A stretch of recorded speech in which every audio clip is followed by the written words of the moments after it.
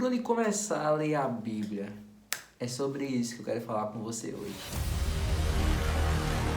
Fala pessoal, espero que você esteja muito bem. Eu quero falar um pouco com você hoje sobre por onde você começa a ler a Bíblia. Qual o melhor livro para começar a ler a Bíblia? Será que eu devo começar por Gênesis, ou começar por o Novo Testamento, ou começar por qual livro, qual o melhor para que eu possa entender a Bíblia com qualidade e com eficiência? Esse é um vídeo continuação das 10 dicas que eu dei de como ler e entender a Bíblia, que eu vou deixar no card aqui para você. Então você pode depois desse vídeo ir lá e conferir o vídeo sobre como ler a Bíblia com qualidade. Mas antes, dá para deixar o seu like nesse vídeo, comenta aí o que você aprendeu, compartilha com outras pessoas e vamos embora pro vídeo. Bom pessoal, para que você possa começar a ler a Bíblia com qualidade, com eficiência, é bom você conhecer pelo menos como a Bíblia é estruturada. Bom, a Bíblia é dividida em 66 livros, dos quais 39 são do Antigo Testamento e 27 do Novo Testamento. Esses livros são divididos em algumas partições. Por exemplo, os 5 primeiros livros da Bíblia, Gênesis, Êxodo, Levítico, Números e Deuteronômio, é chamado de Pentateuco. E aqui você vai ter a exposição da nação de Israel, quando desde Deus criar o mundo, até Deus chamar Abraão, depois Deus forma essa nação através de Moisés e dar-lhes através de Moisés a lei, até chegar à Terra Prometida. Depois você vai ter mais alguns livros históricos, são eles Josué, Juízes, Ruth, primeiro livro de Samuel, segundo livro de Samuel, primeiro livro dos reis e segundo livro dos reis. Depois disso, você vai ter as histórias cronísticas, primeiro livro das crônicas, segundo livro das crônicas, Esdras, Neemias e Esther nesses livros. Também são livros históricos. Depois você vai ter livros de sabedoria ou livros poéticos. Então você vai encontrar ali os famosos livros de Jó, Salmos, Provérbios, Eclesiastes e Cântico dos Cânticos. E depois você vai ter os livros proféticos do Antigo Testamento. Aí você vai ter os profetas maiores, que são Isaías, Jeremias, Lamentações de Jeremias, Ezequiel e Daniel. E depois os livros menores, que você vai ter ali Oséias, Joel, Amós, Obadias, Jonas, Miqueias, Naum, Abacuque, Sofonias, Ageu, Zacarias e Malaquias. Tem esses profetas menores, completando então 39 livros. Sobre o Novo Testamento, como eu disse a vocês, tem 27 livros. Eles são divididos da seguinte forma: 4 evangelhos, que são Mateus, Marcos, Lucas e João. Você tem um livro histórico no Novo Testamento, que é o livro de Atos dos Apóstolos, escrito por Lucas, o mesmo Lucas que escreveu o Evangelho de Lucas. Então, a continuação desse livro. Depois você vai ter as epístolas paulinas. Você vai ter 13 epístolas paulinas. Quais são? Romanos, 1ª carta aos Coríntios, 2ª carta aos Coríntios, Gálatas, Efésios, Filipenses, Colossenses, 1ª carta aos Tessalonicenses, 2ª carta aos Tessalonicenses.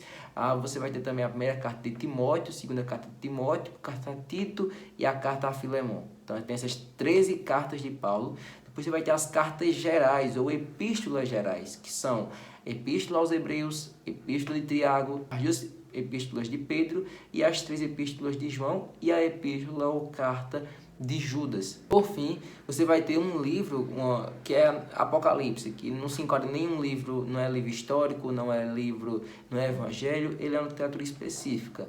A gente chama de Apocalipse mesmo. Então, você vai ter esses livros. Começando a entender como é dividida a Bíblia, você precisa agora selecionar o livro que você vai começar. Aí depende muito. Se você nunca teve contato com o cristianismo da Bíblia, você só pelo menos ouviu falar, eu aconselho muito você começar lendo o Evangelho de Marcos. Por quê? Porque o Evangelho de Marcos é o evangelho mais curto da Bíblia. É através dele onde você vai encontrar sobre quem é Jesus, o que Jesus fez, as obras de Jesus, os milagres de Jesus, a morte, a ressurreição de Jesus, está tudo ali em Marcos, em apenas 16 capítulos.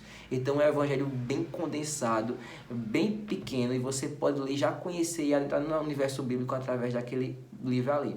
Se você for em Mateus, você vai encontrar muita referência ao Antigo Testamento. Então você precisa ler o Antigo Testamento para entender o livro de Mateus.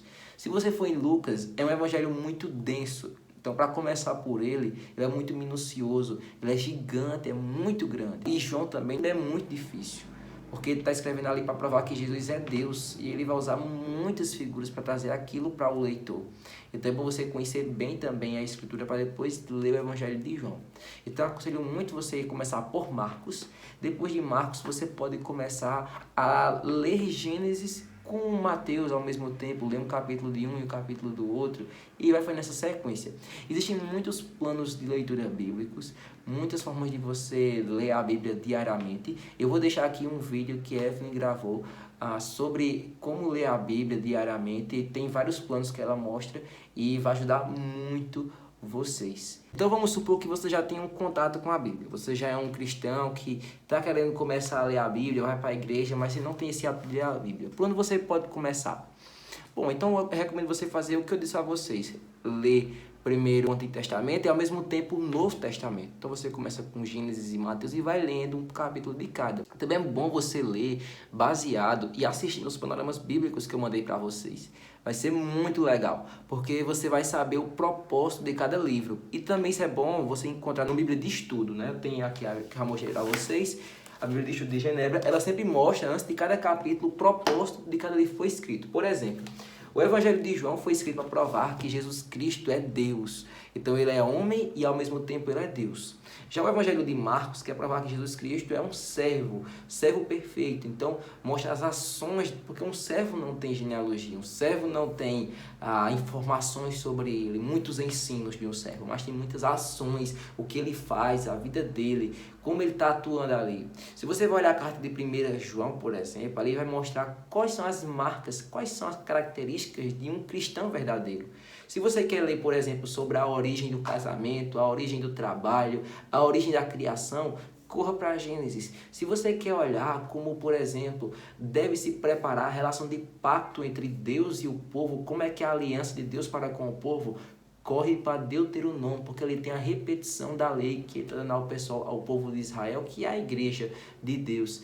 Se você quer olhar a história de uma pessoa que sofre, uma pessoa justa que está sofrendo por determinação de Deus, que Deus ensina aquela pessoa, vai para o livro de Jó. Se você quer, como o Lutero disse, a Bíblia em miniatura, corre para o livro de Salmos. Se você quer ensinamentos para a sua vida, vai para Provérbios. Se você quer encontrar sentido de vida, vai para Eclesiastes. Então você vê que a Bíblia tem muitos tipos de ensino. A palavra de Deus não se renova, mas o meu coração e o seu coração sempre está sendo moldado por Deus e é diferente de acordo com as situações.